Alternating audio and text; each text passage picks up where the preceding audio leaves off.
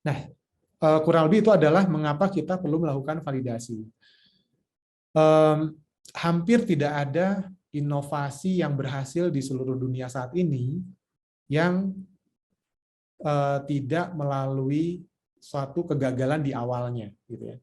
Misalkan YouTube awalnya adalah sebuah situs yang digunakan untuk dating, gitu ya. Situs yang untuk kencan, saling mengenal dan kemudian pada akhirnya kencan. Lalu kemudian Instagram. Instagram tadinya adalah aplikasi berbasis geolokasi untuk berbagai keperluan sebelum pada akhirnya menjadi aplikasi untuk berbagi gambar.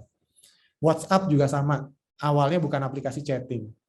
Jadi hampir tidak ada inovasi di seluruh dunia saat ini yang tidak mengalami yang namanya pivot. Pivot itu adalah dia punya ide awal, tapi kemudian setelah diuji ternyata idenya nggak cocok. Kemudian dia cari ide yang lain, gitu ya. Nah, jadi ketika sebuah startup memiliki ide inovasi, lalu kemudian dia tidak pernah sekalipun melakukan pivot, maka startup atau ide tersebut, kalau dari sudut pandang investor atau dari sudut pandang inkubator atau akselerator, itu biasanya dipertanyakan. Dipertanyakan ini kira-kira bakal sukses atau enggak.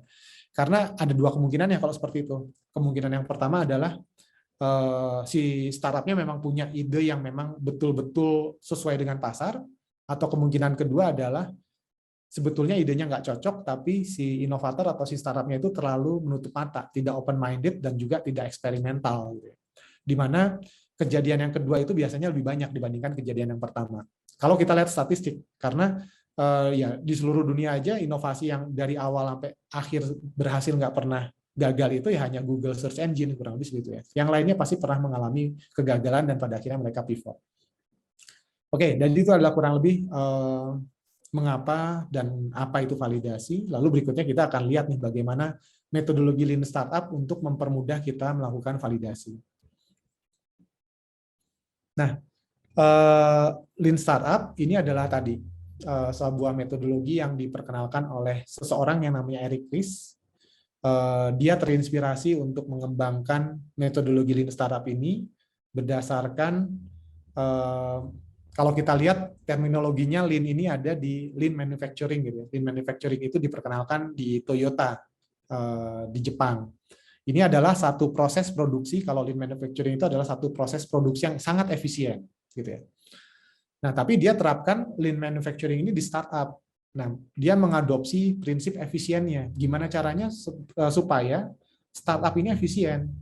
Kenapa startup perlu efisien? Karena startup itu pasti tidak punya modal awal yang besar. Jadi dia kalau harus prosesnya mahal, pasti dia nggak bisa. Jadi dia harus punya proses atau metodologi yang murah gitu ya. Makanya kemudian digunakan terminologi Lean Startup ini. Jadi dia terinspirasi awalnya dari Lean Manufacturing, dan juga pada saat yang sama dia terinspirasi oleh seseorang yang namanya Stephen Blank, yang dia memperkenalkan framework yang namanya Customer Development. Nah, jadi ada terminologi baru nih, Customer Development. Biasanya ketika orang inovasi zaman dulu, terminologinya tuh hanya product development. Jadi bagaimana membuat produk. Kalau produknya udah jadi, kalau bisnis pada umumnya biasanya bicaranya bukan product development, tapi business development. Nah, ini ada terminologi yang baru nih namanya customer development yang diperkenalkan oleh Stephen Blank. Nah, lalu customer development ini kemudian sama Lean Manufacturing digabungkan sama Eric Ries menjadi Lean Startup.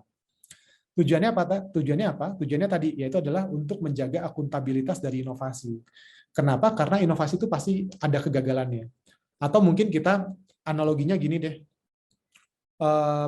Pengelolaan kekayaan negara itu kan pasti ada resikonya ya. Misalkan dia harus menyimpan di deposito atau di mana gitu ya. Tapi ketika seorang pejabat kemudian diberi kepercayaan untuk mengalokasikan penempatan dana milik negara gitu ya, dan kemudian terjadi katakanlah loss di situ, maka itu kan bisa ada tuntutan pidana gitu ya. Padahal dia tidak berniat untuk melakukan kecurangan itu atau kejahatan itu. Nah, itu kan ada resiko pekerjaan yang harus dilindungi oleh perundang-undangan. Nah, kurang lebih seperti itu. Ini juga sama, inovator tuh resikonya sangat tinggi. Yang namanya inovasi, tingkat kegagalannya itu pasti di atas 90 atau bahkan 95%. Nah, gimana caranya supaya inovator ini nggak takut? maka perlulah innovation accounting. Supaya ketika si inovator ini ketika dia gagal, tapi dia sudah mengikuti kaidah akuntabilitas dari inovasi ini, maka dia dapat defense bahwa ini kegagalan bukan karena saya yang salah, tapi ini adalah memang kegagalan yang memang harus terjadi dalam proses inovasi. Dan kegagalan ini walaupun gagal, tapi tidak juga maksudnya walaupun secara finansial mungkin terlihat gagal, tapi sebetulnya ada learnings atau pembelajaran yang kita dapat ambil dari situ. Nah, itu adalah kurang lebih yang dimaksud dengan akuntabilitas dari inovasi. Jadi pertama adalah Lean Startup ditujukan untuk menjaga akuntabilitas dari inovasi. Yang kedua, Lean Startup juga tadi berkaitan dengan kata Lean tadi, yang efisien. Lean itu kan ramping ya, ramping, efisien. Lean Startup itu memperkenalkan metode validasi yang murah dan cepat. Bagaimana caranya dia melakukan validasi yang murah dan cepat? Validasinya dilakukan secara bertahap, gitu ya. Gimana caranya bertahap? Mulai dari hipotesa inti baru ke hipotesa turunan. Nanti kita akan lihat apa itu hipotesa inti, apa itu hipotesa turunan. Dan untuk menguji itu dilakukan eksperimen dari eksperimen yang sederhana hingga ke eksperimen yang kompleks. Karena eksperimen yang kompleks itu pasti butuh waktu dan butuh biaya yang tinggi. Tapi ada juga eksperimen sederhana yang dapat dilakukan dengan waktu yang singkat dan biaya yang murah. Dan untungnya ternyata hipotesa inti ini dapat diuji dengan eksperimen yang sederhana. Jadi ini sejalan nih. Mulai dari yang inti baru keturunan sama yang eksperimen sederhana baru ke kompleks. Jadi ini sejalan. Yang itu pada akhirnya memungkinkan kita untuk melakukan validasi dengan murah dan cepat. Kalau kita bandingkan di cerita yang sebelumnya ini validasinya lama. Karena untuk memvalidasi idenya dia harus ngembangin produk dulu. Dia harus meluncurkan produk dulu, bikin launching segala macam. Dia harus marketing dulu, baru dia lihat hasilnya. Ini lama sekali. Ngembangin produk mungkin minimal 6 bulan atau 1 tahun. Apalagi kalau di perusahaan besar biasanya malu kalau produknya nggak bagus, jadi bisa jadi bertahun-tahun. Setelah diluncurkan, biayanya sangat banyak, ngembangin produk banyak, marketing di TV segala macam sangat banyak, ternyata idenya nggak relevan. Hasilnya jelek gitu ya. Jadi kalau yang cara seperti ini validasinya lama sekali. Kalau validasi yang cepat itu baru bentar udah ada feedbacknya. Kalau ini kan feedbacknya baru di akhir nih. Dan ini pun nggak jelas feedbacknya kemana, gitu ya. Karena penyebab kegagalan di sini bisa jadi macam-macam. Bisa jadi tadi marketing kurang agresif dan lain sebagainya. Nah, kalau di sini bagaimana supaya kita bisa memvalidasi dan mengetahui mana yang udah hipotesis yang udah sesuai, mana yang belum. Nah, kita lakukan validasinya secara bertahap, kurang lebih begitu. Nah, siklus validasinya di Lean Startup itu kurang lebih seperti ini. Jadi dalam satu siklus validasi itu ada, kita menyebutnya validasi ini terjadi secara siklus ya. Karena kan di sini bertahap ya. Bertahap itu artinya setelah validasinya selesai, maka yang dilakukan berikutnya adalah validasi yang berikutnya gitu ya. Setelah validasi yang kedua berhasil, maka dilakukan validasi yang ketiga dan seterusnya. Hingga pada akhirnya produknya jadi dan pada akhirnya bisnisnya juga berhasil. Nah, ini juga yang ingin saya sampaikan bahwa validasi dan pengembangan produk itu berlangsung secara beriringan. Makanya saya di sini gambarkan ada orang yang naik panjat tebing gitu ya. Apa sih maknanya panjat tebing ini? Tadi validasi itu terminologi lainnya adalah atau konteks yang lebih umumnya adalah customer development. Sementara kita nyiptain produknya atau kita bikin solusinya itu namanya adalah product development. Nah, kalau kita analogikan product development ini analogis dengan orang yang manjat tebing ke atas. Sementara customer development itu adalah analogis dengan tali pengaman di sini. Jadi semakin lama kita alokasikan waktu untuk mengembangkan produk, semakin banyak sumber daya manusia atau biaya yang kita gunakan untuk mengembangkan produk. Ketika itu ternyata produknya gagal, maka kerugiannya sangat besar. Nah, gimana caranya supaya kita terhindar dari kerugian yang besar itu? Yaitu adalah caranya dengan mengkaitkan ini, tali pengaman. Kita lihat kan, pemanjat dinding itu dia naik 1 meter ngaitin talinya. Dia naik lagi berapa meter, dia akan mengubah kaitannya dari bawah ke atas, dan seterusnya. Jadi kalaupun dia di ketinggian 100 meter, kalau dia pada akhirnya gripnya dia kurang kuat, dia jatuhnya nggak ke dasar. Dia jatuhnya hanya ke titik paling turun 5 meter atau 10 meter. Gitu. Kurang lebih begitu. Nah, ini juga analoginya dari Lean Startup ini. Jadi dia pengembangan produk dan juga validasi itu dilakukan secara beriringan.